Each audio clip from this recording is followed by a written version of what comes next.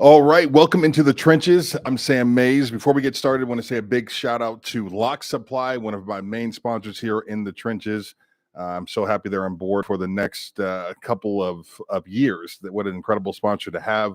Big thank you to Euro's Health, Ford of Oklahoma. We've gotten so much support here at Sellout Crowd, and we're just so thankful for everybody hopping on board. It's been an incredible football season, and I loved every second of this journey that we've taken so far. And I'm looking forward to getting into the offseason, obviously covering championship games and everything else. But it's cool to be back in the media. I enjoy every second of the podcast and talking to you guys, especially on these lives. The fact we get to interact is a ton of fun. So big thank you for everybody for the support. Follow me on YouTube. Follow me on all the social medias. Which has been amazing. I've had so much growth this season as far as my foundation, my support group, as far as the podcast is concerned. So big thank you for those who have hopped on board and enjoyed my content and like and subscribe and all the things. So thank you for everybody that's taken a part of that. Obviously, Big 12 championship game is over. The Cowboys get routed 49-21. Everybody thinks I'm going to get on this thing and yell and scream and be upset about it. But the reality is I picked the score to be 45-21. I was 4 points off of the total score of this game. Texas just outclassed Oklahoma State. And at the end of the day, we've seen this coming. We have, right? You saw it at UCF loss. You saw it as they got to go down to the wire against a bad Houston team. Then it's back to another game against BYU where it goes down to the wire. Oklahoma State is a relatively average football team that just exceeded expectations when it counted the most this season. And that's a testament to those kids, and it's a testament to that coaching staff. You know, they've played above their station at times this year, and it's allowed them this Big 12 championship opportunity. But when you put them on the field against a good football team that's got several first-round talents on it, they're going to be exposed. And that's what it came down to in this game. Oklahoma State just does not have the same type of talent that Texas does at the end of the day. You got to give it up to the Longhorns because I feel like they've improved throughout the season, even though they've wavered a little bit here in the last few games. But they're better today than they were against Oklahoma and the Red River rivalry. Excuse me. So I thought Texas played well. You got to give a shout out to some great players and great seasons for Oklahoma State. Ollie Gordon was an excellent all season long. I look forward to seeing what he does here in the next few weeks. Does he stay at Oklahoma State? Does he go somewhere else? Nick Martin, I think, has had an incredible season for the Cowboys. That's another one that I'm a little concerned about as far as the transfer portal is concerned. That kid is a freak, and in the right defense could really be quite the weapon. So I thought those guys exceeded expectations in every way this year.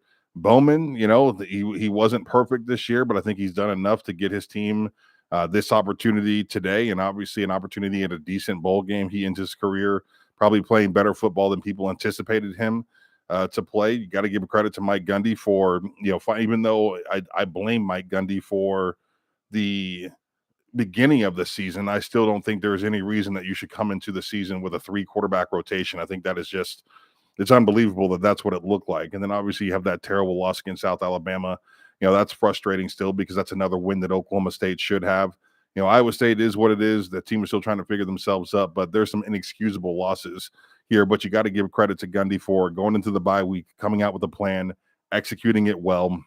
And from that point on, the Cowboys really just did improve a little bit, through that first 5 games. And then UCF happened, and it's like, wow, back to the drawing board. And they've struggled really ever since that loss. So that was frustrating. You get a Bedlam win for the Cowboys this year. I know it was, people are still mad about it, some missed calls and things like that. The reality is Oklahoma State found the way to win that game at home. And, they did it. They're the final Bedlam winner, and it is just kind of what it is. So that's a feel-good moment for Oklahoma State fans. And, I over the years have shown some frustration with Cowboy football because a lot of it is, I'm ready for the next step. I've been ready for the next step since 2011. But the majority of the fan base is very happy with what happened this year, right? They're very happy with 9 wins, 10 wins, and an opportunity in a championship game. And, they're good to go with that. They have had a great season. Oklahoma State's got the best tailgating atmosphere, in my opinion, in the Big 12. It's a giant party for an entire 5 months, and it's just awesome. And they love every second of it, and their team is relevant. And so they're happy with this. Mike Gundy is happy with this outcome of the season. I think that's also the reality of the situation. And he's shown that to us time after time after time, that this is he's okay with how this unfolded, which is cool. If you are one of those fans like me that expects a little bit more, you're in a tough situation here because it's like they did exceed expectations, and you're just not going to get that right now, and it is kind of what it is. So, good season for Oklahoma State. Obviously we weren't happy to see this game go the way that it did, but it should have really been expected when you consider where Oklahoma State was at the last couple of games, and obviously what Texas was coming into this one. So I trying to think, as far as bowls, I have no idea what's going to happen next. I'm looking forward to seeing how this thing unfolds. I don't know that Texas is going to necessarily fare well in a semifinal opportunity. I think it might look a little bit like what Oklahoma looked like in their semifinal opportunities in the last 10 years, probably just a little shy of all the talent they need to be successful in those moments, but we'll see. They're, at least Texas goes into this a little balanced. That defense will hit you. They played good football today. Obviously, that defensive line is impressive, especially there in the middle with Mr. Sweat. That dude is a monster. I can't believe he scored a touchdown today. I can't believe he scored a touchdown before Ollie Gordon scored a touchdown, which is just amazing. So, I think Quinn Ewers is, with time, a very good quarterback. I think he is patient in the pocket. He is constantly looking downfield, looking for the best option, to the point that maybe it's to his detriment at times. Maybe needs to get the ball out a little faster, but man, that kid can sling it when he needs to and when he feels confident in the protection around him. So he's impressive. I think that you're looking at I just got a note passed to me. Big 12 commissioner trying to speak, and they are booing him and chanting SEC. It's so uncomfortable. Can't hear him. His face is so red. I think the Big 12 commissioner bit off a little more than he can chew, considering Texas and Oklahoma's fan bases are just two of the largest in the country, and he does look a little bit foolish at this point. You lose. I think even with all the teams that they've acquired since OU and Texas has announced, they're still like $1.8 million shy of the revenue that they were getting when these two teams were in the conference. I mean, you lose two of the biggest brands in college football. And I know all the Big 12 remaining fans are like, screw Texas and screw Oklahoma, good riddance. And I'm like, that doesn't feel great. I played in the best conference in college football 20 years ago with great teams like Oklahoma and Texas A&M and Nebraska. Juggernauts of the game, the wrecking crew at A&M, that incredible stadium to play in. Same thing in Nebraska. Playing in Austin is special. Playing in Memorial Stadium in Norman is special. And we no longer have that. And we replaced that with Houston and UCF.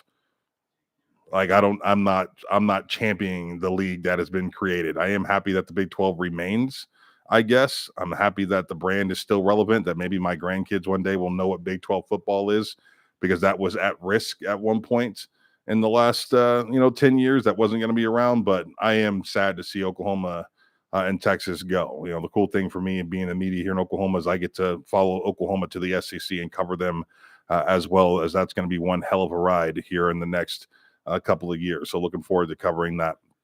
As far as the future of Oklahoma State football, very much does look like this conference is in the hands of Mike Gundy, and I think this is an incredibly important offseason for the Cowboys, considering where you finished. You're going to get a decent bowl game. It probably will be somewhere that's drivable for OSU fans, and most likely an opportunity maybe to play in Texas, which will be great for recruiting. That's where I'm at with this. Is like, okay, Mike, you've done it again. You're relevant nationally in college football. There's going to be positive conversations about your football program. How can you make this better with an incredible offseason in recruiting? How can you go bolster your roster, retain the players that you have, right? Like, that's what you also need to do. Tend to your flock. So the kids that are on this team, the Ollie Gordons and the Nick Martins, and these players that might be good enough to see other opportunities in college football, you got to retain those guys, right? And you got to bring in a recruiting class that's better than in the 40s or 50s. Like, that's the goal here. You got to get yourself into a top 25, top 30 recruiting class, and then all of a sudden you're looking at the Big 12 conference and with excitement over the next couple of years, thinking that maybe you can find yourself in a championship game with an opportunity to win it. This might be one of the most important off seasons in Oklahoma State's recent history. As Coach Gundy needs to find a way to get better this offseason, get himself a quarterback this offseason, whether that's through the portal or you think it's Rangel or one of these guys that will be able to step up and and take the reins. He's got to find himself a signal caller that's a little bit better than Alan Bowman. And if he can do that and keep those stars that he's got on the football field there, then we'll be good to go. I'll be interested to see what Coach Rangel does, or not Rangel, excuse me, Nardo. I'll be interested to see what he does in the offseason. I'm not scared to say that I think that guy is completely out of his league, literally. Coming from Gannon University to finding himself in the Big 12 coaching booth against a guy like Steve Sarkisian is almost, I mean, I'm sure it was a little bit overwhelming, and it looked to be a little overwhelming in this game today. Gundy sees some value in him. I've yet to see it, and I'll be curious to see what he does in recruiting this season, considering his background is not necessarily breed confidence that he's going to be able to hit the recruiting ground running and bring a bunch of dudes to the table that are legitimate Big 12 caliber Division I athletes. So we'll see what he's able to accomplish there. But big offseason for Oklahoma State. Like I said, you've done it again. You found yourself in a position to be the leader of this conference moving forward, and we'll see what happens. No more big bad OU, no more big bad Texas. It's the Cowboys at the helm until someone takes it from them. So we shall see. Let's take some questions.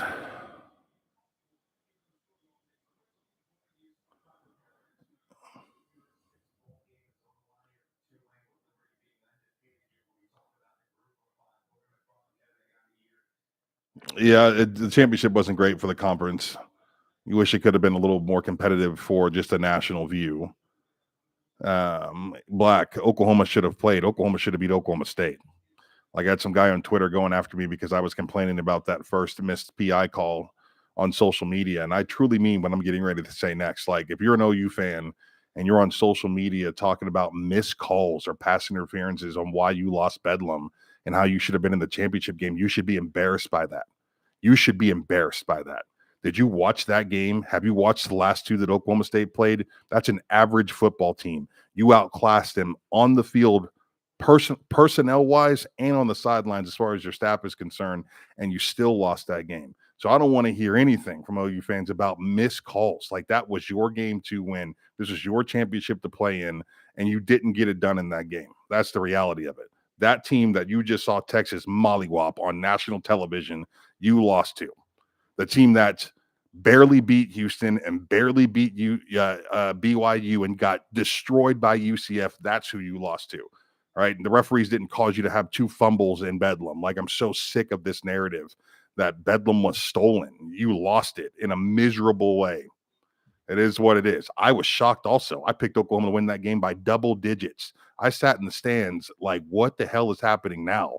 As Alan Bowman looked like an all-star for 4 quarters. Come on. Like, that's a terrible loss. It's a terrible loss for OU. That's where the embarrassment should come from.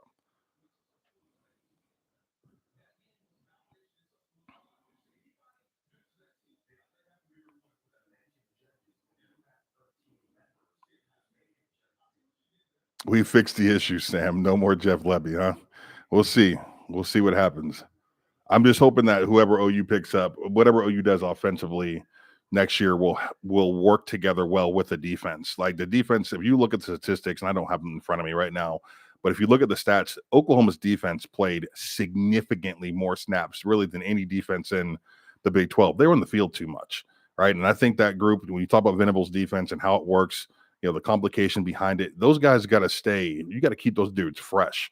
And they just didn't have the rotation early on in the season to give those guys, I think, the spell that they needed to have success. So whatever they do offensively next year, it needs to work together. It needs to be a symbiotic relationship, right? You need to play a balanced game between the offense and the defense that allows both units to have success. And I don't think Lebby was running that in Norman. And when I think of Jackson Arnold and his skill set, when he brings to the table, I think that this is a kid that has the ability to extend drives in a real physical way. I think if they're not dedicating 25% of the run game to him next year, they're probably failing a little bit. I think that he's the kind of quarterback that will help you extend drives. You're looking for 8 to 10 plays every single time you take the field. Give the defense a chance to adjust. Give the defense a chance to rest.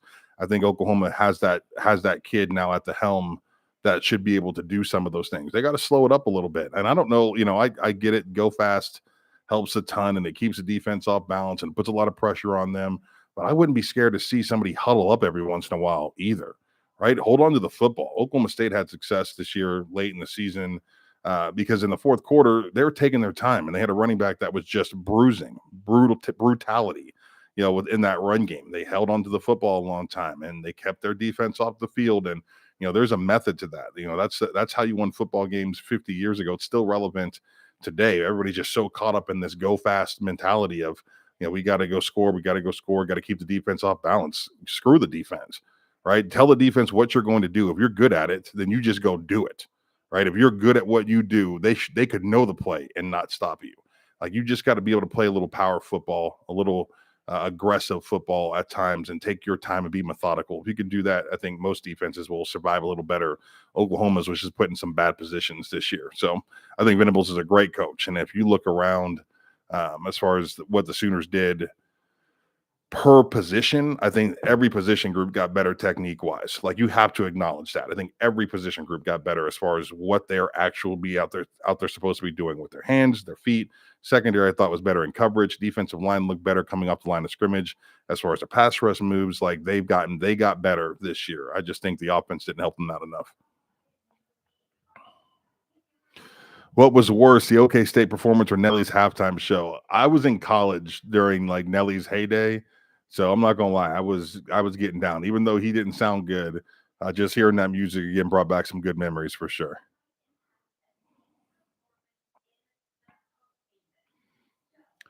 Stephen G, should there be staff changes on OK State's staff?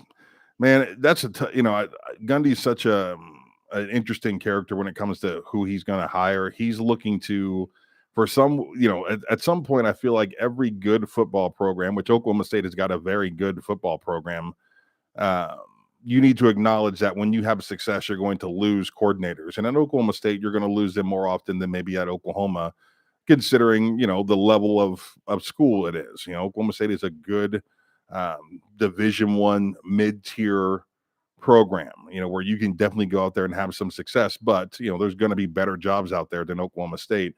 Mike Gundy wants to succeed and go chase championships every year. Well, to go get a guy that would do, there's going to be guys that want to work underneath him, especially as far as like offensive coordinator is concerned, because of all the success he's had over the years offensively.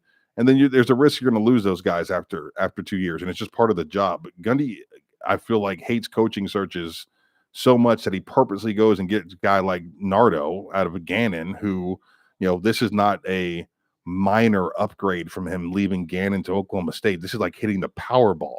That dude is going to stay at Oklahoma State as long as he possibly can. And it just prevents, Gundy doesn't go out and find another guy for 5 more years. Same thing when he went and got the dude from Shippensburg University. Like, he was there forever, right? And it was years before you had to replace him as an offensive coordinator. So what I'm getting at is I have no idea who he would hire next. You know what I mean? Like, I don't know that it would get any better. He's not going to go out there and get, the hot shot kid that everybody's talking about and give him an opportunity maybe a year earlier than he would get it normally. That's the kind of guy that I would be going after, right? It's the kid that's, 30 years old, that's on a staff that called plays, at a Western Michigan and something like that, a decent program, or Wyoming, that's building a name for himself. And I'm going to go in and Mike Gundy give him an opportunity maybe before he would get it at a bigger school. But that's just me. So I don't know that he should change anything up, because I don't know that it would get any better, to be completely honest. The staff that he has right now is, I think Nardo is above his head. I don't think that, but this is year number 1 for him. Maybe he'll catch up a little bit. You got to think anybody coming from Gannon to where he's at today, it's got to be a bit of an overwhelming, situation for him. So we'll see if he can figure it out over the next couple of years.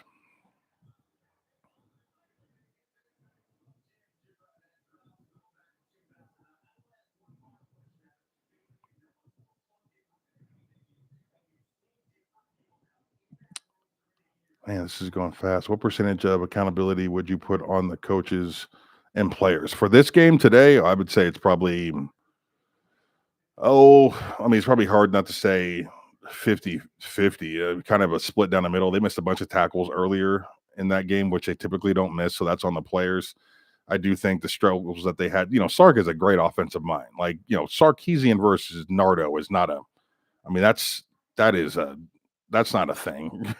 You know what I mean? Like, that's not a competitive matchup there. So, I think that, some of the things that Sark did earlier, especially with the screen game, I mean, he took advantage of Nardo and some inexperience, and he's just a better coach. So I would say, but I thought the players defensively, I think the success that they have had defensively this year was predicated on just great play by some kids you didn't expect it out of. Like, who knew Nick Martin was going to be a star for Oklahoma State? I didn't. I think those linebackers have really shown that they're hell of a football players uh, this year and exceeded expectations. You get kids like that out there, making plays the way that they were, especially with that defensive front being a little bit average or below at times.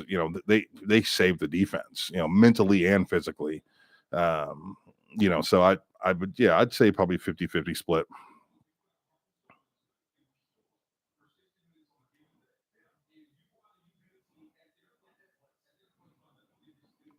Will Mike give his son another shot? Jedediah says, which son? Yeah, that's the question. I think the younger one is pretty impressive. I saw him in the high school championship game against, who was it last year? I think it was last year. They played Choctaw. That kid can spin it, and he's big and physical and nasty. But apparently, he's a hell of a baseball player. So who knows what he's going to do? As an OU fan, Texas got better, and our defense struggled last 3 games from 405. Boy, yeah, Texas did improve for sure.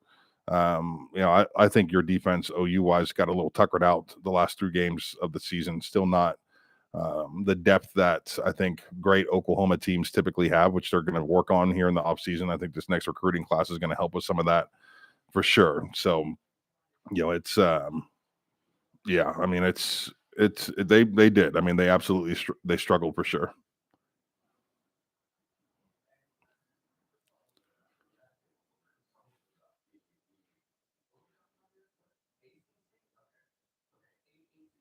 The defense for Oklahoma State from Blake's takes, the defense has to be better, or they'll go 7-5 or 8-4 next year.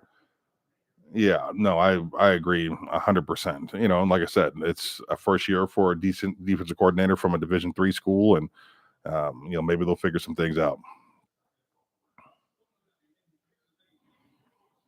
Oh, I thought Oklahoma. I mean, I didn't expect more from this team this year by any means, but I've definitely expected more from Oklahoma State since 2011. I mean, they win a Big 12 championship at that point, and then I'm thinking to myself, here, this is it, right? This is they they were masterful in the brand building. They did a great job playing on Thursday nights, and it was very much the Oregon model, right? Like the uniforms, and they changed things up, and all of a sudden the Pistol Pete brand is national, and people are talking about it. Gundy's, this weird, quirky personality, and he wins a Big 12 championship. And then I'm just waiting at that point. Here comes recruiting. It's going to get better, and the program is going to improve. And then it was just been a steady, really just this straight. I mean, it's almost been a steady decline since then.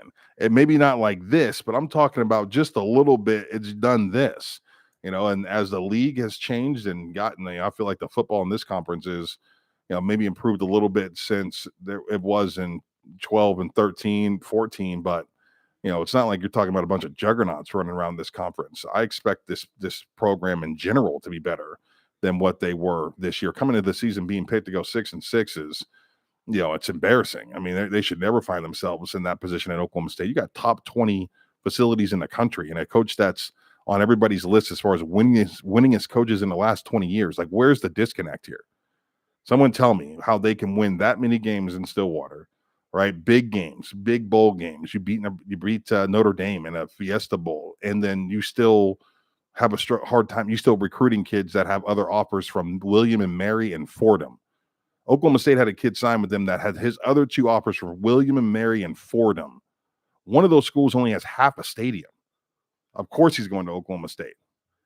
I mean, it's just a different. I just don't get it. I don't understand it. So yeah, as a whole, maybe not this season necessarily, but my expectations for Cowboy football are better than what it's been. And they just have these random years. When that Notre Dame Fiesta Bowl situation like came out of nowhere, best defense and and one of the best top 2 defenses in college football that year, and they take advantage of the opportunity. But then what happens after that? It's just there's just disconnects, these moments of greatness and then disconnect, right? Another moment of greatness and then a disconnect. Who knows? I just want to see, as a former Cowboy, the thought of them playing in a semifinal game or getting national championship opportunity is amazing. And of course, I want to see that for my program. I just can't imagine that they're going to get there under the current regime, because what happened this year and what happened, you win 10 games and everything is great. It is what it is. It doesn't seem like there's a plan to take another step past that. I think it's, let's just get here and everybody's thrilled about it, and it is what it is.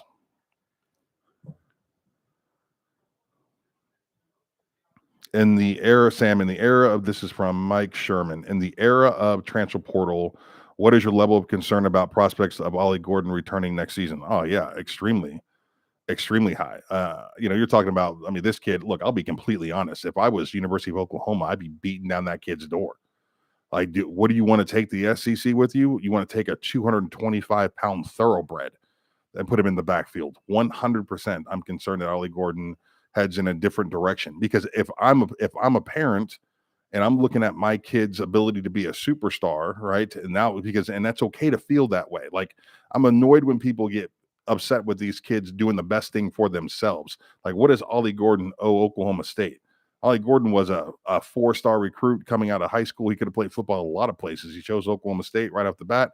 He's had an incredible season. Now it's time to reevaluate for himself. So you're looking at the big picture and you're seeing a better opportunity somewhere else, whether it's NIL opportunity or just football wise. Like, that kid, I compared Ollie Gordon and the way that he finishes runs like Adrian Peterson this year, and I got hammered for it. And I'm like, it is what it is. OU fans, I know you found that disrespectful. I want you to think back about the dudes that Adrian Peterson had blocking for him at that time. I think every single one of them played in the NFL. Every one of them. Ollie Gordon's got the Peanuts characters blocking for him, and he made them look good this year. So if you're Ollie Gordon, you're going back to your house for Christmas and you're evaluating your current team, and someone comes in and they've got an offensive line that's junior and senior laden that can play this game, and they're going to put you in a position where you're going to be able to succeed and guarantee you some 25 carries a game and a run-based offense that and gives you a chance to compete for a championship. Would you not consider that? Of course you would. Of course you would. 100%. So yeah, I'm real concerned, especially when you consider Oklahoma State's their passive mentality when it comes to the business of college football. Like, it seems like, not that they're ignoring it, because I feel like they're doing their best at this point, but they didn't jump in with both feet, and they don't give me the confidence that they're ready to do business with these kids. And you might not like it, but it's the game and where it's headed. So I'm absolutely concerned.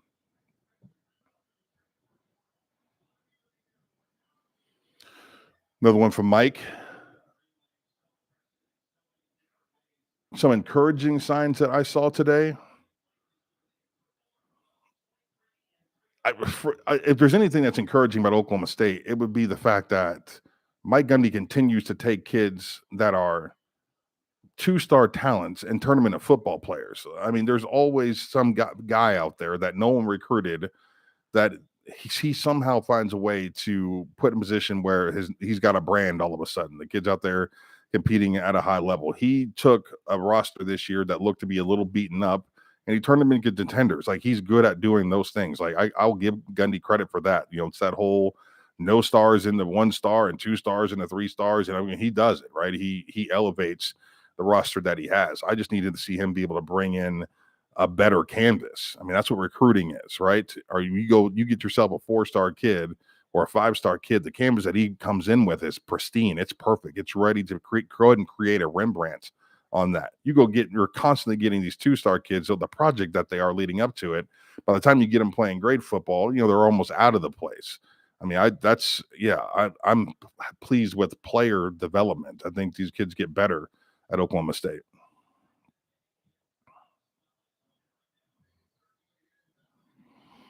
Yeah, Mike, absolutely. He says, can that approach of turning 2 and 3-star recruits and making them better make OSU a consistent contender in the Big 12? Absolutely.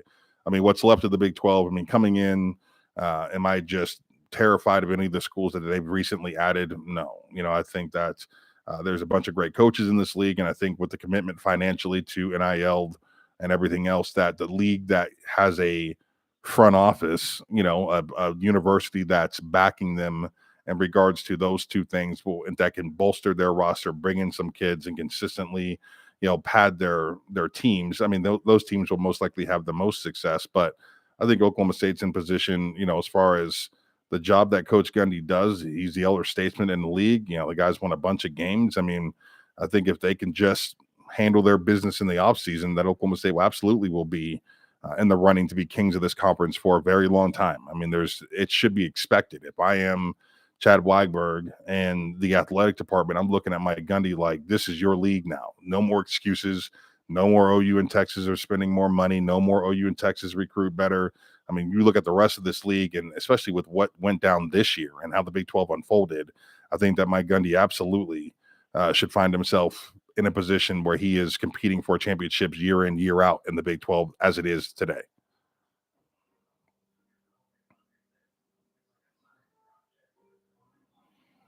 Man, I don't know what's up with Nixon. When they said he wasn't there today, I thought, oh no, is he hopping into the portal? But I have no idea what that situation. Don't let me start a rumor. I mean, that's the first thing that popped into my head. I don't know about Texas doing well in the playoff, man. It just comes down to, like, their defensive line is better. For sure. That Sweat kid in the middle is a monster.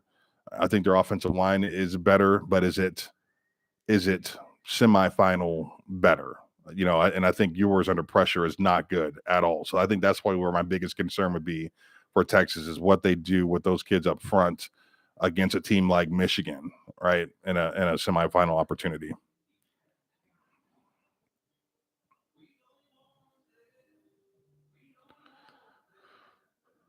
Let's see. I think OSU could. I don't think Gundy could, unless they find a badass recruiter, not him.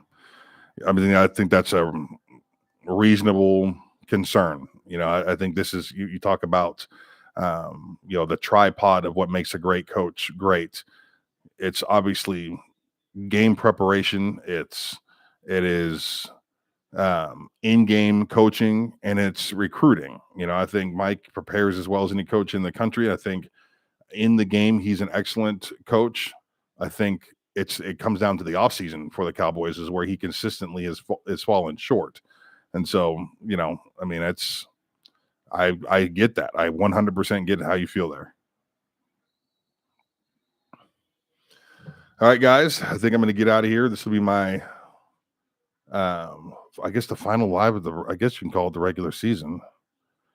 Mike Sherman, one more. What DT did you have to block compared to Sweat, and how did that go? I was a sophomore or redshirt freshman when I got to play Marcus Tubbs from Texas. I don't think Marcus was quite as big as Sweat, but I'll tell you, the first play of the game, we run a 28 toss. And I think the reason that I ended up being a pretty good football player was always footwork, and the fact that I moved from tackle to guard. First play of the game's 28 toss. We got Tatum Bell in the backfield, who's a real speedster, going to get to the outside, right? Marcus Tubbs lines up on me. He's a 3 technique. They snap the ball. I take the perfect step, big old bucket step, get my head on the outside shoulder. My hands are in the right place. And in my brain, I'm thinking, holy crap, I'm doing it, right? I'm doing it. This kid's a gold-nutted stud. My coach prepared me the entire game. He's like, this is going to be your biggest, test of your career so far. I think I'm blocking this guy. And the next thing I know, he squats down and he picks me up off my feet by my inside my shoulder pad. So now I'm dangling. And then he punched me essentially into Tatum for a 7-yard loss. Came off to the sidelines. I looked at my offensive line coach, and he said, son, you're going to be great at this one day. But for the next 4 quarters, do not touch that kid. You cut him every single opportunity that you can. He literally was giving me life-saving advice. He was like, do not try to block him straight up. You take your steps and you throw your body at his legs and try to chop him down every single chance that you get. So it didn't go well for me. And a lot of offensive line plays, like, is your body ready for it? Some of these kids that come in that are just these massive men that can move right off the bat. I mean, it took me 2 good years at Oklahoma State to physically get my body where it needed to be compete. But I also played in, what was the SEC before the SEC. The Big 12 Conference was ignorant with the amount of talent that was in it, whether it was OU or Texas or Nebraska had some monsters on their defensive line. Colorado always had big kids. Missouri was a good football team at the time. A&M had the wrecking crew. Like, it took a little time, to get the body where it needed to be. But yeah, that didn't go well. Man, I don't know anything about the Flores kid. I hear good things, but I've never seen him compete. All right, I'm out of here, guys. Have a great rest of your day watching college football. Championship weekend is always a ton of fun. I'll be back with you for both of the bowl games, and we're going to do a bunch of podcasts through the offseason, whether it's recruiting, just talking about all things college football. The cool thing about it is it's a 365-day conversation, whether it's transfer portal or NIL or whatever it might be. You're going to get that from me. I love doing these lives, and we're going to get real creative here in the offseason and have some pretty good conversations. So thank you guys so much for joining me on this one. I really appreciate your time, and enjoy the rest of your day. And make sure you like, subscribe, and all the things. I appreciate every time you guys hit that like button or subscribe button. It helps me out a ton. I really appreciate it. Thanks, guys.